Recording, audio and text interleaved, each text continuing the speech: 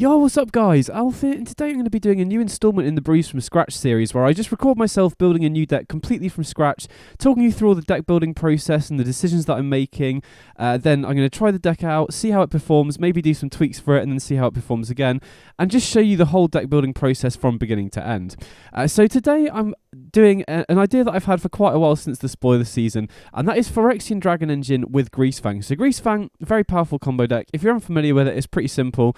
The combo is just Greasefang and Parhelion. If you can pitch Parhelion into the graveyard, then when you cast Greasefang, you can bring back the Parhelion, immediately crew it because it has haste and Greasefang has 4 power, and then you get to attack for 13 hasty damage out of nowhere, and you get to keep 2 4/4 flyers in play, and then, Parhelion goes back to your hand. If you can pitch it back into the graveyard again, you can do it again the following turn. So very, very powerful combo.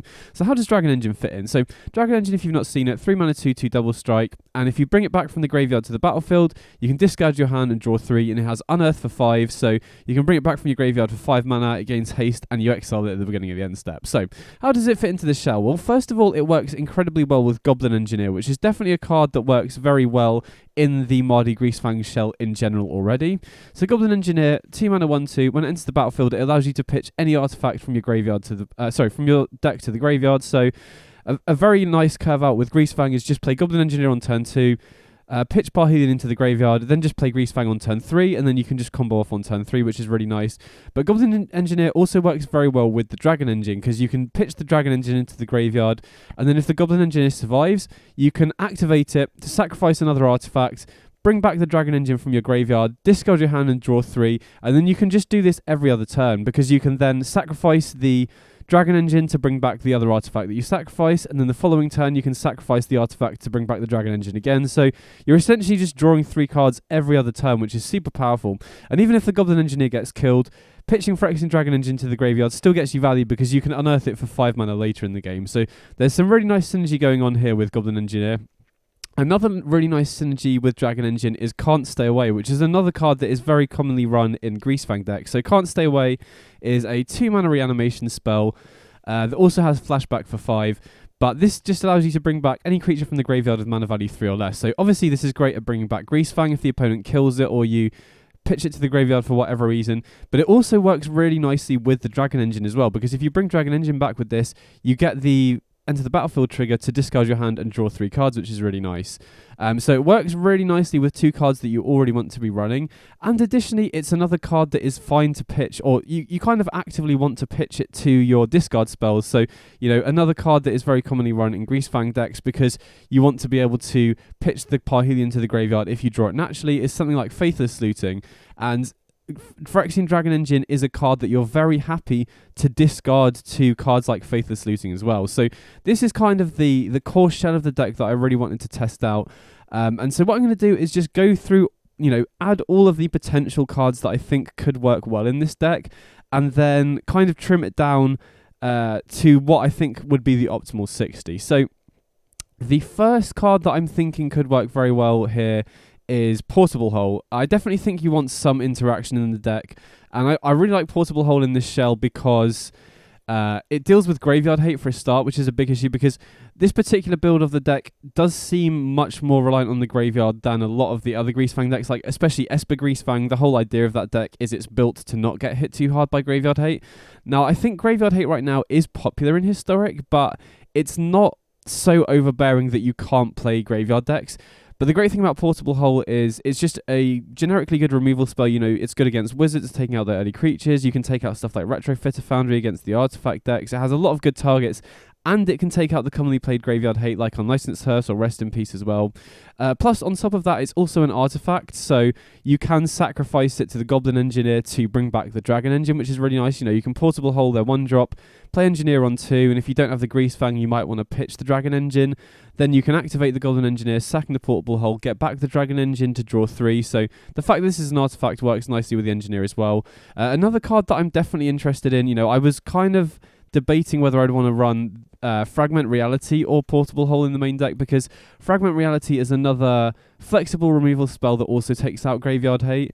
And, you know, the other downside of Fragment Reality is if you kill a bigger creature or a bigger permanent in general, the opponent does get another creature. But in a combo deck like this, where you're generally just going way over what the opponent's doing, that doesn't really matter. I don't think we can really afford to be running both of these, but I definitely think we can move these Fragment Realities into the sideboard for just the creature matchups in general. So Fragment Reality and Portable Holes seem really nice options, very efficient as well. Another card that could be interesting is Esper Sentinel. You know, it's just a generically powerful card that's also an artifact, so we can sacrifice it to the Goblin Engineer as well. Not sure if that'll make the cut, but it's definitely an interesting choice. Another card that I'm very interested in is Blood Tithe Harvester and Fable of the Mirror Breaker. This is a very nice combo together.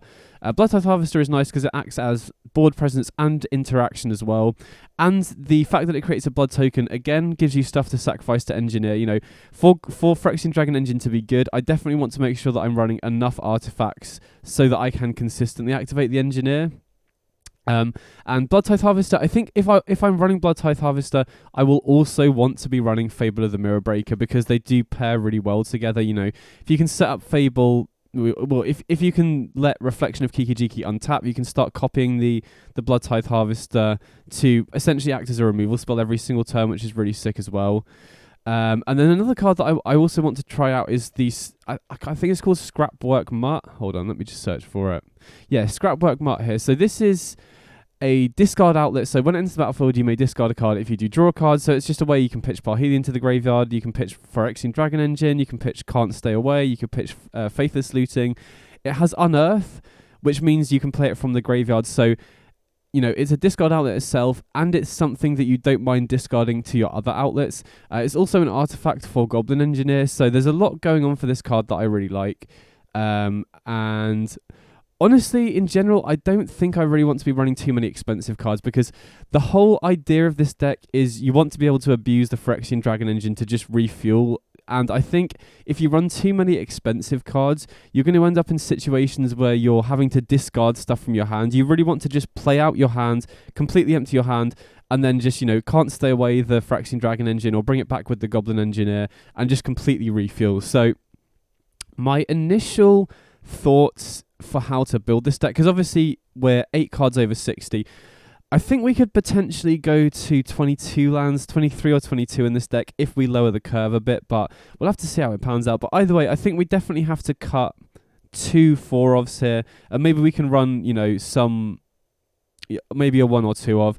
And honestly, because I want to abuse the Phyrexian Dragon Engine here, and I also want to try out the Scrapwork Mutt because it does seem like it's got a lot of nice synergy. I'm tempted to just cut the Fables and the Blood Tithe Harvesters for now. Now again, that might mean that we don't have a great backup plan if the opponent does have Graveyard Hate, but they're not likely to have much game 1. Portable Hole can deal with it, and we still have Fragment Reality post-sideboard to be able to deal with stuff as well. So this is like the starting kind of 60 that I'm kind of happy with.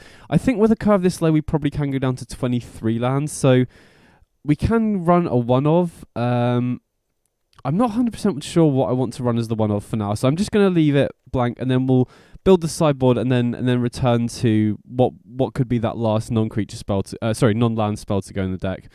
Sideboard wise, I do like the Fragment Realities against the creature decks and also against Graveyard Hate. The slight issue with Fragment Reality as an answer to Graveyard Hate is it's not very good against control. So I think I do want something for control that can also kill the Graveyard Hate. So what Graveyard Hate are we worried about from control? Mainly like Rest in Peace. I think Rest in Peace is likely to be quite popular going forwards because it's also good against the new Goblin Trapfinder deck. So I think we want stuff in the Mardu colours that can deal with enchantments. So we'll just search for target enchantment and see what comes up here. Now I know there is one that I've run in the past called Fracture. Oh, I can't spell. Hold on. What have I misspelled here? Oh, I've missed the E out. But yeah, Fracture is a card that I've run in the past against control, but I'm not sure I'm particularly high on that. I mean, if there's no better option, we might just have to run that.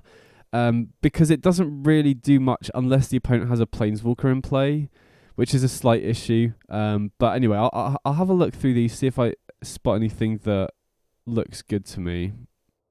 So I don't think we want these because the opponent's going to be running March of Otherworldly Light, and they'll just be able to exile this and get their Graveyard Hate back. We want something that deals with the Graveyard Hate permanently. I'm trying to make sure I haven't missed anything. I mean, ideally we want something that deals with artifacts as well in case they're running on Licensed Hearse, but we want something that can deal with something else as well, which is why Fracture stands out, because that can deal with Planeswalkers as well. So mono white doesn't look like it has much really. Black doesn't really have any enchantment removal outside Feed the Swarm really, so that's not going to be the best option. And I don't think red really has anything either.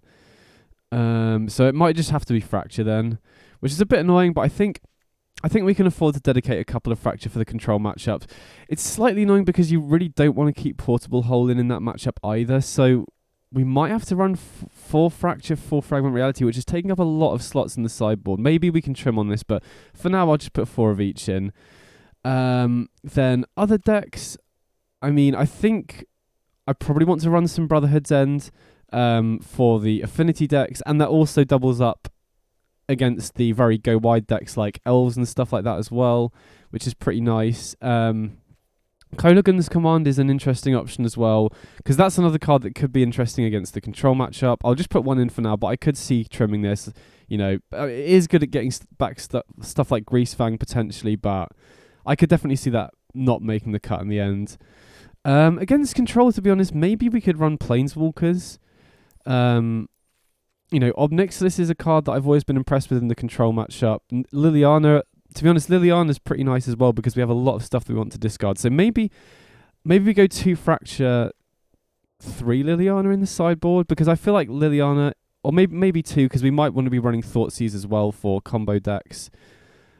Speaking of, I might as well add that before I forget it. So I think a few Thoughtseize sounds good to me. Maybe we should be running the full 4 Thoughtseize, but I think I need to look at the main deck and just figure out how many cards we actively want to cut against the control matchup, because there's probably not too many, to be fair. Like Portable Hole is definitely a card that we want to be cutting. So 2 Fracture, 2 Liliana swaps in there pretty nicely. And then everything else, I mean, everything else looks pretty important. I mean, we'll see how good the Scrapwork Mart is. I know Engineer's great, Can't Stay Away will be good. Dragon Engine seems like quite an integral part of this particular build as well.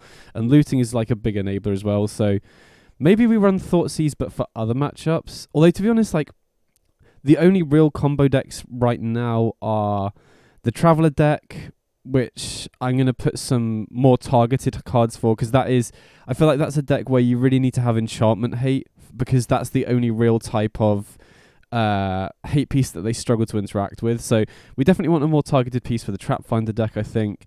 And then outside of that, you know, you got Heliod combo. Thoughtseize isn't the best option there, really. You kind of want to have instant speed creature removal against them. And then outside of that, there's not really that much combo. So maybe Thoughtseize isn't even worth running in the sideboard at the moment. I definitely think we do want some graveyard hate of our own. We obviously can't run Rest in Peace because we want to access our own graveyards. So I think the best option is Unlicensed Hearse. Oh, hold on, I can't spell. Here we go. So Unlicensed Hearse, although with Goblin Engineer, maybe we want to be running Soul Guide Lantern as well. So maybe we could run 1 Hearse, 1 Lantern, because Lantern is a decent card to pitch and reanimate with the Goblin Engineer, because you get to snipe a card straight away when it enters the battlefield. And, you know, obviously there are some diminishing returns on Hearse, so I don't mind 1 Hearse, 1 Lantern. Speaking of the Goblin Engineer, there is that slight advantage of being able to pitch artifacts to the graveyard that you could reanimate with this, so maybe we want a Pithing Needle as well. That's another card that is, you know, reasonable against control, also pretty good against the Charbelcher decks. And I think Pithing Needle should be very important, because that's a deck that you might want to run Thoughtseize against, but as I've said, since there aren't that many other combo decks in the format where Thoughtseize is that great, I think Pithing Needle is probably the best option, and then we can just go Goblin Engineer, pitch Pithing Needle, bring it back to shut off the Charbelcher. So just having a 1 Pithing Needle alongside Goblin Engineer seems like it'll do quite a lot of work in that matchup. And then what other matchups do we want to take for? Oh yeah, the Trap Finder deck. So I think the best enchantment options that we have access to, I mean, to be honest, we're in red and white, which have the best options for that matchup. So the 2 cards that really stand out to me are Curse of Silence and Roiling Vortex. You you could. I think Rule of Law is probably the best card against them, but because we have the Dragon Engine, my initial impression, since we're trying to build quite heavily around being able to loop this, I want to run cheaper cards so that, like I said, we can just empty our hand. And so I think Rule of Law at 3 mana is probably a bit too expensive. So the two cards that I am interested in for that matchup are Curse of Silence and Roiling Vortex. Now, Curse of Silence is very narrow. That's only really going to be brought in against the Trapfinder decks. You just name Ominous Traveler and it stops them. It basically just changes their 0 mana Travelers into a 2 mana Traveler and turns their 2 mana Travelers into a 4 mana Traveler. So it does stop them kind of going off. Roiling Vortex basically just deals them 5 damage every time they cast a 0 mana Traveler, which is pretty sick as well. The advantage of Roiling Vortex is that it's also good against life gain decks like Heliod Combo or Angels, and it's also reasonable against Control as well because it's just a regular source of damage, and you are probably, we're a low to the ground. If we look at the backup plan here, we're just beating down with other creatures, so out of the two, I think I prefer the Roiling Vortex because it does have more applications against the life gain decks. But it's just interesting how we're going to sideboard against Control, because I think we do want some outs to Graveyard Hate, to be honest. Although, my issue with Fracture is, if the opponent doesn't have Graveyard Hate and they don't have a Planeswalker, it's just a dead card in our hand. And if we're trying to do, Dragon Engine shenanigans and stuff, we're just going to be ending up pitching it anyway. So there could be the chance that we just don't run any outs to Graveyard Hate against Control, and we just swap out Portable Hole for Liliana and Roiling Vortex. I'm not sure how great a plan that is, or maybe we could keep one Fracture in, but again, the only card that we really actively want to cut against Control is the Portable Hole. Sure, you could definitely trim on Scrapwork Mart or Faithless Looting or something if you wanted to. But actually, no, to be fair, I think so much of our deck does get hurt by Graveyard Hate that we probably do need a couple. Maybe we're supposed to cut, trim on a couple of Faithless Looting, a couple of Scrapwork Mart, and just go up Liliana, Fracture, and Roiling Vortex. That does mean that we need to make some trims here. Maybe we just go down to one Fracture, to be honest. I could see that. Oh no, wait, we've still got Kolaghan's Command here. Actually, yeah, Kolaghan's Command. I think with the two Brotherhood's Ends, we should be good against the Affinity decks, especially because we've also got Fragment Reality as well, which is really strong against them. We can Fragment Reality their lands, which is really sick. And to be honest, let's see how we would board against Affinity, actually, because there's quite a lot of cards in the sideboard that can be brought in, and we've got the 4 Fragment Reality, could bring in the Fracture and Brotherhood's End as well, so that's 7 cards that we can bring in here. And I guess we could again trim some of the enablers here. So yeah, I think this looks reasonable. There might be some matchups that I've just completely forgotten about. But for a starting point, I think this is pretty good. I'm just trying to think what the last card we want to run in the main deck is now. As a one-of, I feel like it would be more useful to have a Goblin Engineer target here, but I'm not sure what the best one is really. So I'm just going to browse artifacts between mana value 1 and 3 that we can bring back with the Goblin Engineer. So obviously we've already got Portable Hole in the main deck. Glass Casket is an option to kill bigger creatures, but we'll put it in the deck for now because it's an option. I'm not sure that's the best one though, to be honest. To be honest, it would be quite nice if we had something main deck that was good against the Trapfinder deck, because that is the deck that I'm kind of thinking is the deck to beat right now. But the only artifact that springs to mind that's good against them is Damping Sphere, and that's so narrow. That's just going to be a dead draw against so many other matchups. We want something that is going to be good just generically as well. Transmogrific's Crown is powerful, but we don't have any sack outlets, so that's not going to be any good. Wishclaw Talisman's fine, maybe? And then that could maybe enable us to run some other silver bullets, but it's so slow. We'll put it in the deck as an option. What else have we got?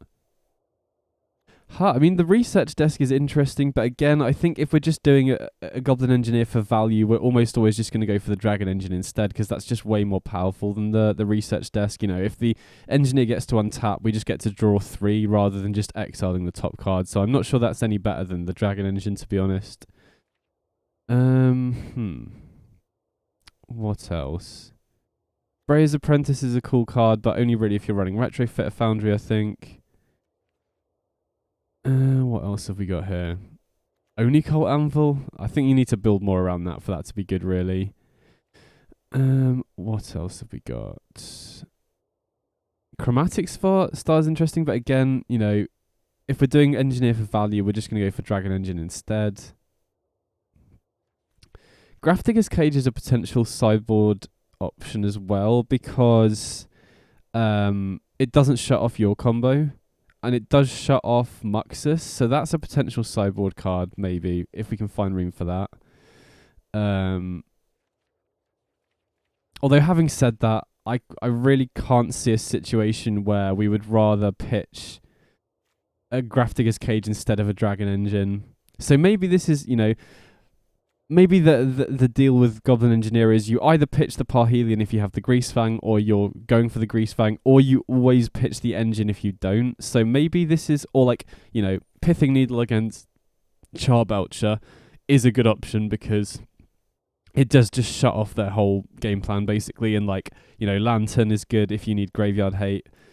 But in the main deck, I mean, we'll have a look through all the options here. And if nothing stands out, I might just look for another card instead.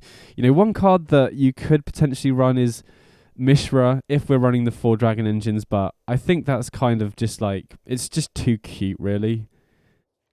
I don't think that's really going to be consistent enough, to be honest. I mean, we do have the Damping Sphere there, but I don't think you're likely to untap with Goblin Engineer against the Traveller deck anyway, to be honest, so... I mean, we could go Ica Wellspring, but again, you know, like I keep saying, if you're doing Engineer for value, it's almost always going to just be the Dragon Engine, so I don't think that's particularly great either.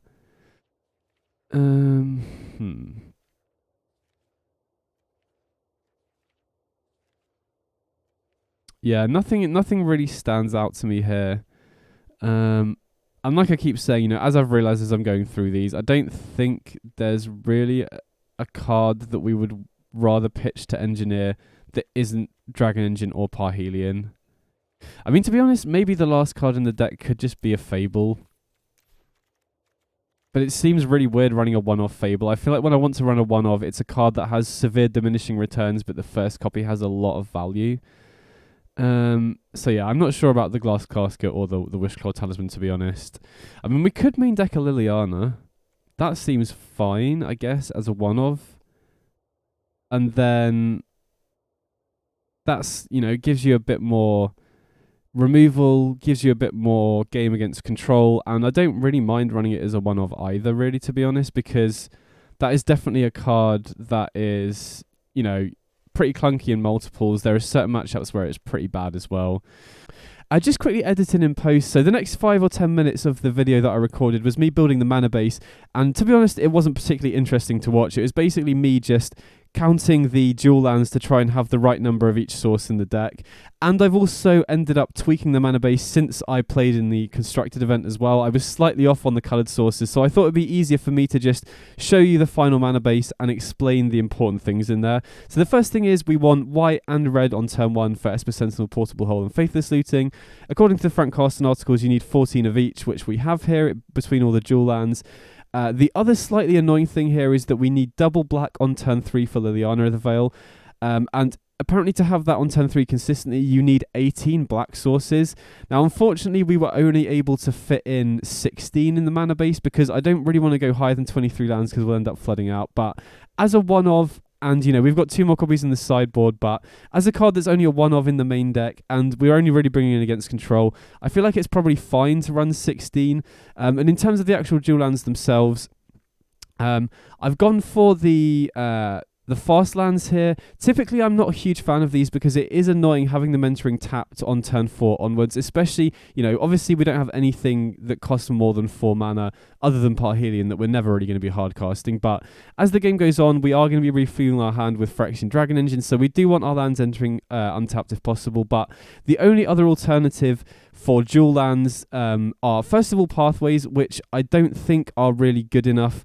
Because we have very stringent mana constraints in this deck, we need white on turn 1, red on turn 1, double black on turn 3, and Pathways only really count as half a mana source, because if you end up playing them on white, like a white-black pathway on white for Esper Sentinel on turn 1, then you don't have black to play Liliana of the Veil on turn 3, so I was trying to avoid Pathways for that reason. And the only other real option is the Pain lands, like Caves of Koilos, for example, and with the deck already running 12 shock lands, and we kind of have to run 3 pain lands for the black-red one because there's no black-red fast land. I felt like we probably needed to run the fast lands over more pain lands because otherwise we're going to be dealing too much damage to ourselves off the mana base. So, and then I do always want one basic in the deck so I don't get completely blown out by Field of Ruin and stuff. So that's essentially how we got to the mana base as it is. So now back to the video. I think this is a pretty good starting point. So I'm just going to run this through a constructed event. I'll pick out the best match from there, and then I'll talk about potential tweaks we could do with the deck. If I do make any potential tweaks, then we'll run it back through another event and see how we do. So I'll see you in the gameplay. Okay, sweet. Here we go. Okay, so we're going first here. And I think this is fine. Sentinel on turn 1. And then into Scrapwork Mart on turn 2, get rid of one of these lands, seems fine. We've already got the Greasefang, so as long as we can find Parhelion, I think we're decent. And I do like the fact that Scrapwork Mart can get you 2 potential discards, which is pretty sweet. Okay, nice. So we get to pitch the Dragon Engine to the graveyard here, which is nice. Gives us good value off the discard. Okay, and then we could play Greasefang next turn. We are kind of running out of gas a little bit here. Interesting. So I think I'm just going to attack first, and then I'm probably just going to run out the Greasefang here. We could looting into something else, but I think getting Greasefang into play here is fine. And then, if we looting into a Parhelion, we can immediately combo off next turn. And, it puts the opponent in a weird position where they kind of need to hold up removal now because we can just then pitch Parhelion to the graveyard next turn. So it might dissuade them from going for like Fable. Oh wow, they give us a draw off the Fatal Push. I guess the other really nice thing about this deck is even if you do flood out, we've got the Dragon Engine here to unearth later, which is pretty sick. So I think I'm going to lead on looting here just because we might hit Parhelion. Oh wow, we hit the Engineer. Okay, sick. So I think we want to pitch looting and the Scrapwork Mutt here. And then I assume since they've left 3 mana open, they probably have a kill spell for the Greasefang, but that's actually completely fine because we can just unearth the Dragon Engine next turn. Oh well, they don't have a removal spell for Greasefang. Okay, sick. I mean, that felt pretty good. So I have to assume we're against Rakdos Midrange here. How do we want to board here? I mean, to be honest, I think like Portable Hole is probably better than Fragment Reality. Although this can deal with Shieldred, but I don't know if that's much of an issue really. To be honest, I'm kind of tempted to just run it back here. There's a chance on the play we might want Liliana. But in general, I think I prefer Portable Hole over Fragment Reality because it can deal with 2/2 tokens off the Fable of the Mirror Breaker, and it can be used with the Engineer to bring back the Dragon Engine as well. So the only issue is I know the opponent is obviously going to be bringing in more graveyard hate against us. So maybe going second, we're supposed to cut a Liliana for an extra Fragment Reality, just as an additional bit of graveyard hate and removal for stuff like Blood Tithe Harvester, because they're not likely to be running 1-drops. So I think I'm just going to run it back like that and see how it goes. But yeah, I really like having Portable Hole and Fragment Reality as flexible removal that we can use to just take out any type of graveyard hate, really.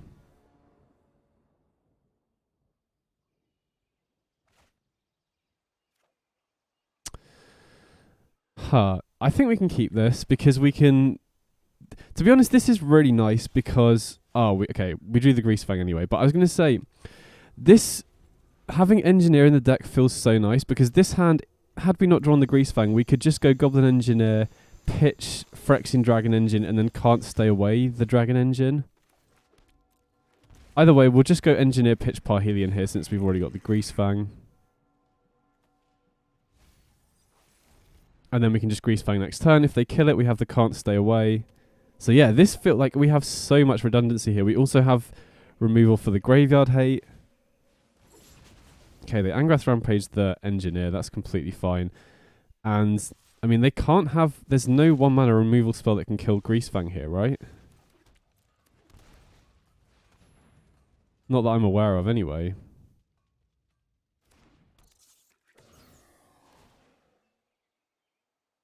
Oh, maybe... Oh, no, they can't even have artifact removal here.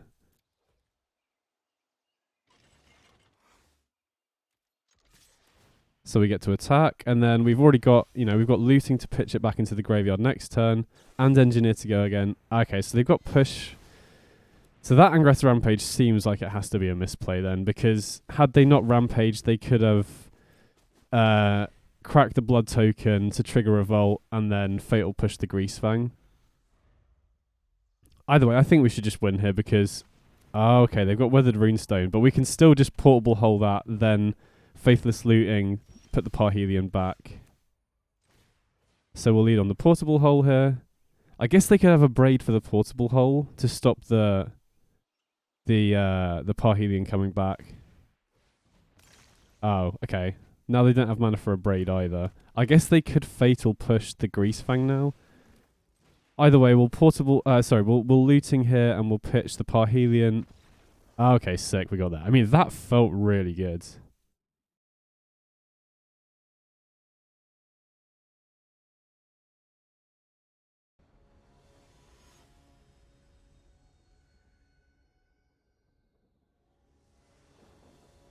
Okay, so we're going second here.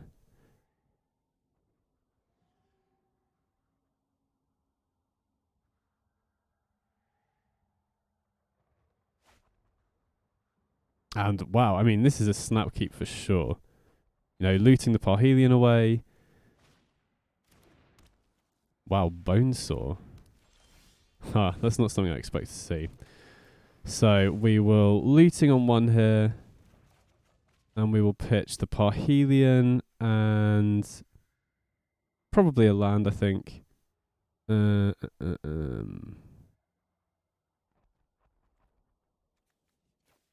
Pitch the Sacred Foundry. Maybe I could have waited until turn 2, but if we draw a good turn 2 play... I mean, we could have also pitched the Greasefang and gone for Can't Stay Away. Maybe that was the line, actually. We could have gone for a turn 2 Greasefang there. But then we get really blown out by Graveyard Hate if they have it. I don't know. Thinking about it, I probably should have pitched the Greasefang there. Although, actually, no, we didn't know we were going to draw the second Can't Stay Away. If we had the second Can't Stay Away, I think it's probably correct to do that. But had they had a removal spell for Greasefang, we would then be in trouble because we would have used the Can't Stay Away already. So I think, on balance, it was probably right to just hold on to it. I mean, either way, we get to go for the combo here. Unfortunately, we don't have... Oh, no, we have the looting in the graveyard. I was going to say we don't have a way to get Parhelion back into the graveyard, but we already have the looting here, so... I guess another advantage of the Dragon Engine trigger is that if you have a Parhelion stuck in hand, you can just unearth, pitch the Parhelion that way as well, or, like, get it back with Can't Stay Away as well. So I really like... Dragon Engine seems like a really nice addition to this deck. Okay, so opponent goes for another Thought Monitor. And a Chromatic Sphere. I mean, they're going all in on the Affinity plan here. So, I mean, they probably have Metallic Rebuke, I have to imagine. We'll play this on white, I think. But I think we probably want to just go for the looting anyway. If they have a counterspell, then it's whatever. Oh, well, they don't. So we just get to pitch the Parhelion.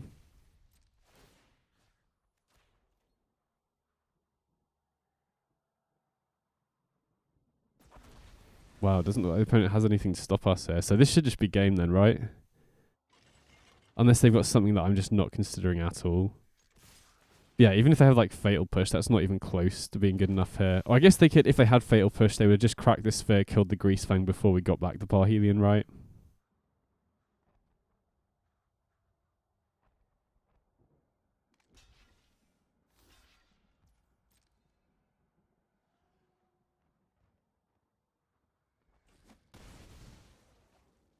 Okay, sweet, we got there then. That's. I mean, again, like this felt really good, but the opponent didn't really do anything that impressive, and they're running like a bunch of tap lands as well. So either way, so it looks like the opponent's on very heavy artifact synergy. So Brotherhood Ends should be great here. Fragment Reality should also be good, mate. If they're running a ton of artifact lands, Fragment Reality is going to be insane. Actually, thinking about it, and then maybe Fracture as well. Maybe we're overboarding here. Definitely can trim the Liliana. Probably cut the Esper Sentinels as well because we've got a lot of interaction in the early turns. And then what else do we want to cut? Maybe we trim on some Scrapwork Mutt and Faithless Looting. Maybe we don't need 2 Fractures if we've got 4 Fragment, 4 Portable Hull. Yeah, to be honest, maybe we don't need the Fractures at all. I think we've got enough artifacts hate in general. And I think I prefer to keep the Scrapwork Mutt in over the 4th Faceless Looting because at least that applies pressure and it's not negative. Whereas like looting is technically card like disadvantage, but we have so many cards that we want to discard that shouldn't be much of an issue, I don't think. But either way, I think artifact decks seem like they should be really good for us with Fragment Reality, Portable Hull, stuff like that.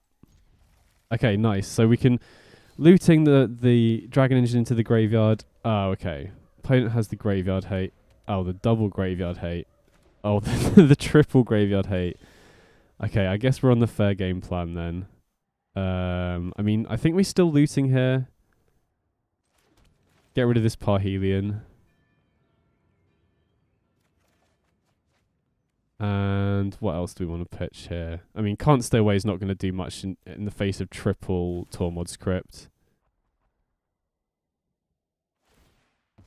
Wow, they just cracked one of the Tormod scripts now. So we might actually be able to work our way through these graveyard hate then, because we've got Portable Hull for another one, so...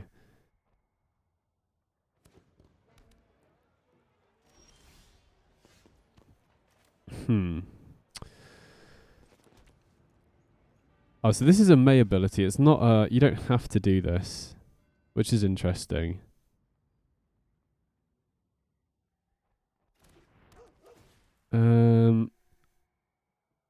I mean, I think it's between the Dragon Engine and the land here. I think since we have like a fine 3-drop to play that's aggressive, I'm just going to pitch the Dragon Engine here. Okay. If I'd known I was going to draw a land, I probably would have pitched a land instead, but is what it is. Either way, we can just run out Greasefang next turn, and then they're kind of forced to crack this one of these before our turn 5, and then we can Portable Hull.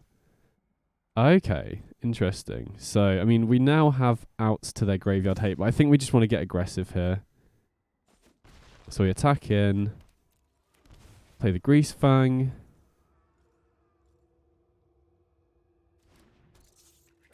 And just ship it back.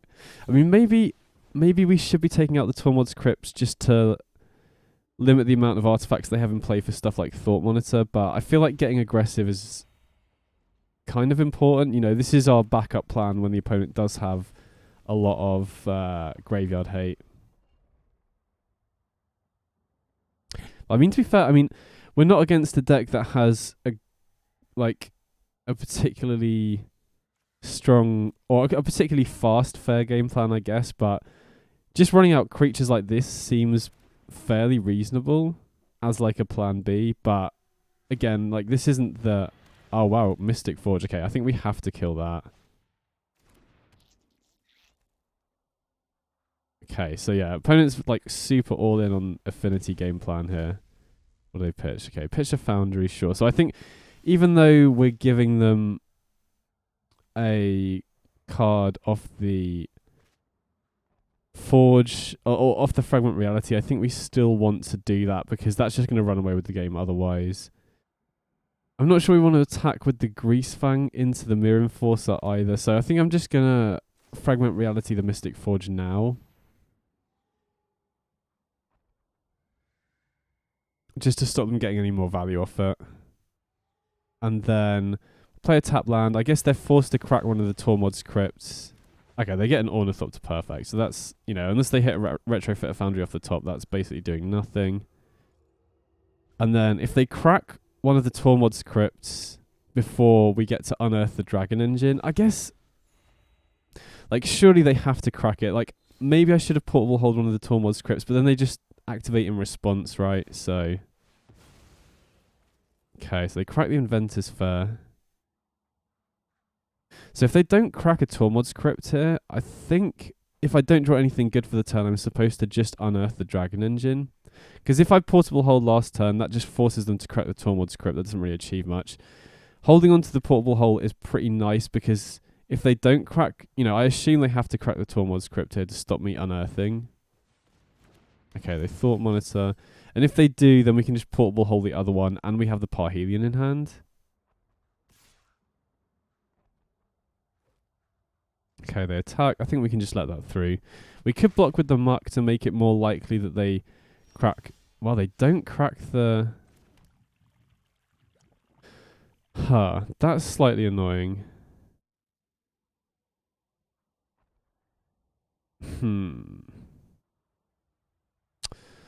So, if we unearth the Dragon Engine, we lose 2 Parhelions here to the Tormod's Crypt, which is a bit rough.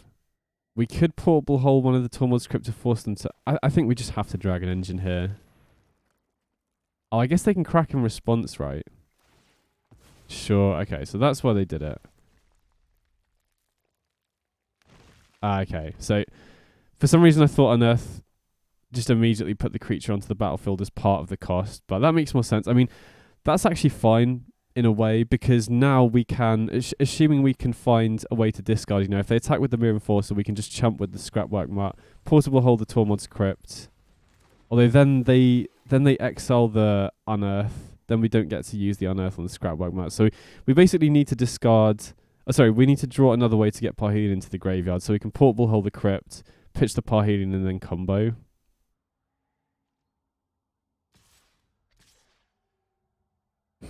Okay, so I think I'm going to just chump here anyway.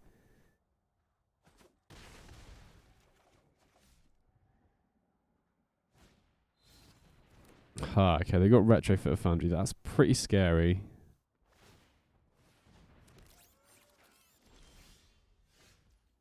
Oh, wow. Okay, perfect. So we've still got 1 Parhelion left in the deck, right? So we can go Portable Hold on the Tormod's Crypt.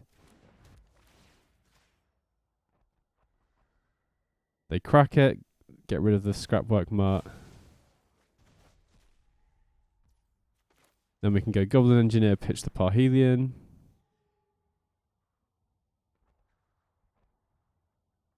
And now if we can pitch something like a Dragon Engine to the graveyard, we already have the Portable Hole here that we can sacrifice to the Goblin Engineer, which is pretty sick.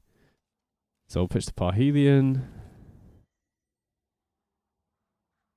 And this game definitely isn't over now, because they've got, you know, they've got Thopter Foundry going here. So they can just block with one of the Thopters. Although they've tapped the Foundry, do they have enough mana to untap it here? They've got... It doesn't look like it, right? So they can't even turn these Thopters into 4/4s right now, can they? I don't think so, right? They've only got 1 mana off the Springleaf, 1 off the Treasure Vault.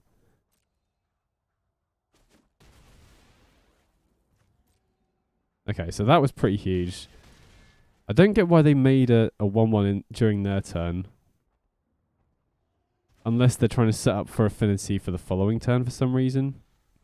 But either way, if we can find a way to pitch any of these to the graveyard, then we'll be in a 6 spot, I think.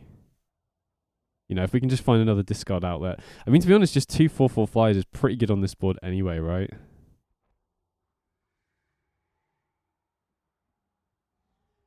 And now the opponent has no Thopters to turn into 4/4s. If they attack with the Mirror Enforcer, I'm not sure if I'll block. Probably won't. Okay, they make a 1/1. And they've got a second Foundry here. Okay, that's a little scarier now. So they can blank one of our attacks with the 4/4s. Okay, they do attack.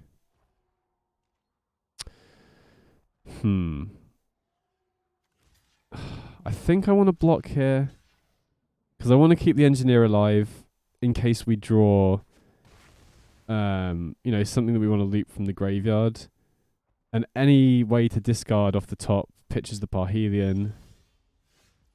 Okay. Dragon Engine. So we can't start looping this yet, unfortunately.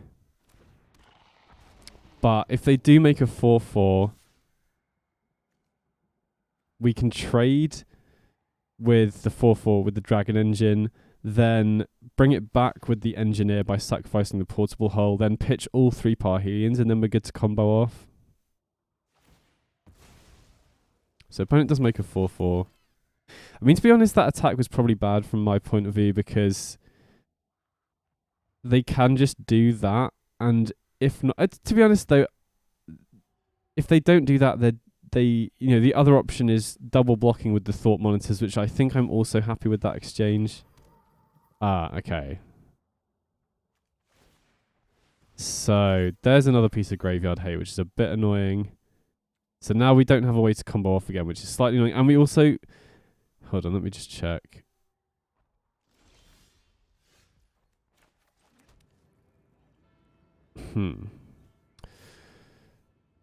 I mean, I'll attack with the 4/4 here. I still want to hold this back. I'm just trying to think if we can bring back the Dragon Engine with this in play. Non-permanents...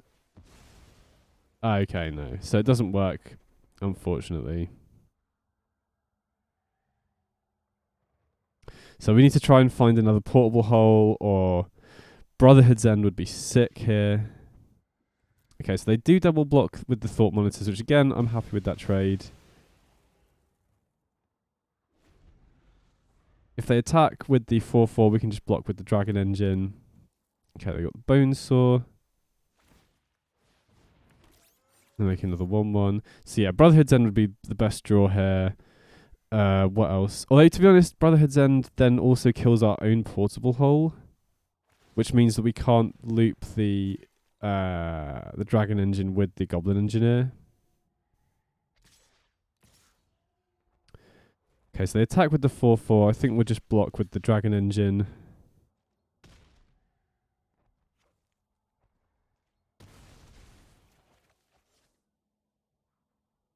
So yeah, we're looking for Portable Hull, Fragment Reality, or Brotherhood's End here. That will just stop it coming in. Non-permanents. Yeah. That's not what we wanted to see. I mean, I'll play it out anyway just as a blocker, but...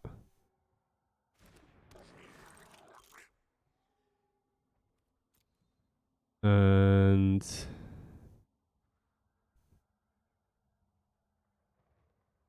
guess I'm pitching a Dragon Engine. Just so if we do draw an answer to Graveyard Hate, we have multiples in the graveyard. But yeah, this isn't looking good. Although, to be honest, you know, I think this game completely turns around if we just find an answer to Graveyard Hate. And to be honest, the fact that we're still in the game after playing through, you know, 3 Tormod crypts, and we still have a potential way to win is a good sign, I think.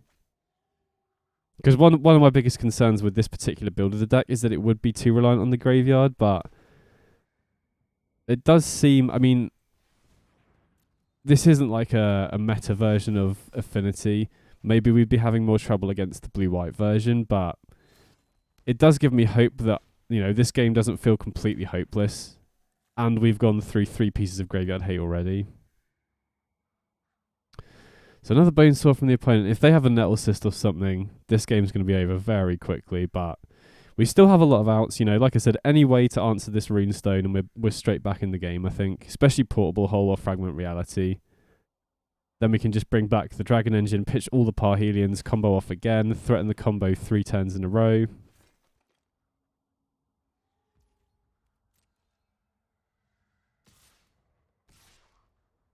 Although we are dead next turn now, which is obviously a big issue. So this draw step's going to make a huge difference.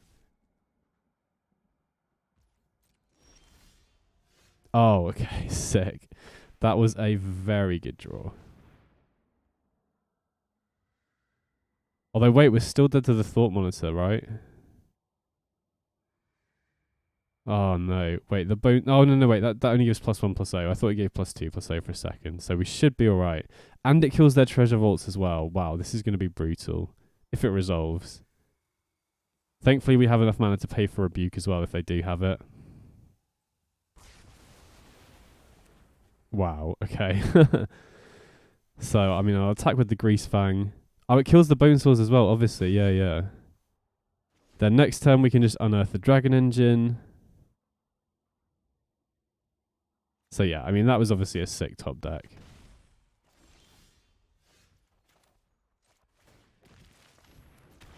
Now we'll unearth the Dragon Engine, pitch all these Parhelions that we've been holding on to. Play that on black. Oh, wow, we can activate the Engineer straight away to get back another one. I think we'll just hold off for now, though, because... Oh, we just have lethal unless the opponent doesn't have anything anyway, so...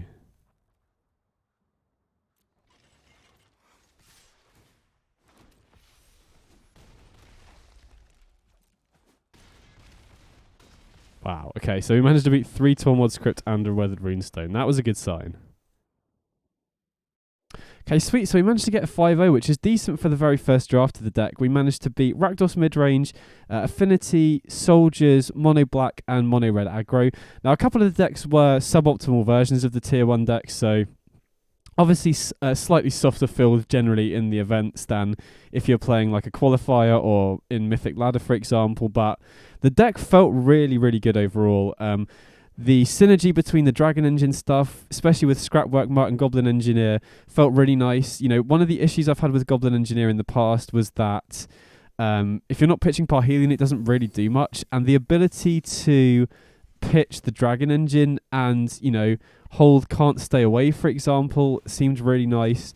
So overall, like what I've done in the previous video and what I normally do is tweak the deck with any changes I can think of and then run it back into a second event. But from that, there's not really anything I would tweak, to be honest. I'm just going to go over what really impressed me. I didn't really feel like I missed Fable or Bloodtithe Harvester, to be honest. I am quite glad that I went with the low curve because Dragon Engine did definitely feel better when I could just pretty easily empty my hand. Esper Sentinel felt great as just an early way to make the opponent play off curve or potentially get you card advantage that you can suck with Goblin Engineer. Portable Hole and Fragment Reality were really nice as just interaction that also kills Graveyard Hate. You know, we did see a decent amount of Graveyard Hate. We managed to always deal with it with the Fragment Reality and Portable Hole, which is really nice. Looting was particularly nice as well because we have so many cards we want to pitch to the graveyard in Mart, Can't Stay Away, Dragon Engine and Parhelion, and it enables turn 2 combos as well. If we can go looting, pitch Parhelion and Greasefang, we can then Can't Stay Away the Greasefang on turn 2, which is pretty sick. I was actually really, really impressed with the Scrapwork Mart because it's a discard outlet that's a good blocker as well. It's an artifact so we can sacrifice it to Engineer, you know. Having artifacts to be able to sacrifice to Engineer actually came up quite a lot, and being able to loop Scrapwork Mart and Phyrexian Dragon Engine to refuel and you know, keep pitching Parhelions into the graveyard was really nice. Engineer in general felt like kind of the centerpiece of the deck. There was tons of great synergies. Like a couple of times I had Parhelion in play that had just attacked, and then I could sacrifice the Parhelion to get back a Dragon Engine to make sure the Parhelion was in the graveyard for the next turn and then refuel as well. Can't Stay Away was great with both the Greasefang and the Dragon Engine. So what I really like about Dragon Engine in this deck now is that it just gives redundancy for your Goblin Engineer and Can't Stay Away, which were kind of quite one-dimensional cards before. You know, Engineer would only get Parhelion, Can't Stay Away would only get back Greasefang. Now that we can also pitch the Dragon Engine, it kind of increases the keepable hand range. You know, you can often keep hands with Engineer and Can't Stay Away now because you can just empty your hand in the early game because everything's cheap. Engineer the Dragon Engine into the graveyard, bring it back with the Can't Stay Away, which was nice. One of Liliana of the Veil actually felt pretty decent, you know. Obviously, it's not going to be great in every matchup, especially if the opponent's going wide, but just as a one-of, you know, great against decks that have slightly bigger creatures, obviously going to be very good against control as well, and it works nicely with the Dragon Engine, you know, force your opponent and you to discard and then unearth the Dragon Engine to just completely refuel, and as I've said with everything in this deck so far, Dragon Engine felt really, really nice. Now, obviously, Like I said, a few of the matches were against slightly softer decks, so I'm definitely going to run this back on ladder. This is definitely a deck I'm interested in working on, seeing how high I can push it on ladder now. Then mana base felt pretty good overall. You know, it was kind of thrown together, but I didn't really have any issues not having mana on curve, so that was all good. Sideboard wise, like I said, Fragment Reality was great alongside Portable Hole at just having extra interaction that also kills Graveyard Hate. Pithing Needle didn't come up, but I really like it here as a way to shut off Charbelcher in that matchup. You know, just pitch it with Engineer, bring it back, and then shut off their Charbelcher. Like I said, Liliana was fine as a one-of, and obviously there are going to be matchups where it's good, so I like having the 2 extra in the sideboard. One slight change that I am tempted to make is maybe go... Actually, no. I was going to say maybe go up to 2 Fracture, but we've already got a couple of Fracture. I could maybe see going down a Liliana, up an Unlicensed Hearse or a Soul Guide Lantern if more Graveyard decks are popping up. But right now, 2 pieces of Graveyard Hate has felt fine. But in the control matchup, we don't have too many cards that we want to cut. But again, you know, we're going to be cutting Portable Hole against control, so we do want a reasonable number of kind of Plan B cards, if that makes sense. Graveyard Hate didn't really come up, but I know these will be good options for when that does happen. Didn't come up against Life Gain or the Trap Finder deck, but I still think Roiling Vortex is probably better than Curse of Silence just because it has more applications and is also decent against control as well. Similarly, Fracture didn't really come up either, but I think this is going to be an important part of control because so much of the deck, having played it, does revolve around the graveyard. So I do think it's important to have outs to stuff like Rest in Peace and Hearse in the control matchup.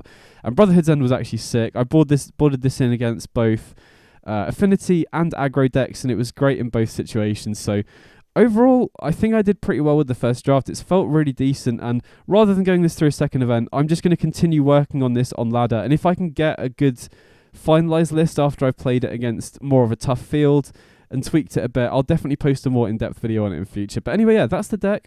If you got any questions about it at all, definitely let me know in the comments. I hope you enjoyed the video, and I'll catch you all in the next one. Big up.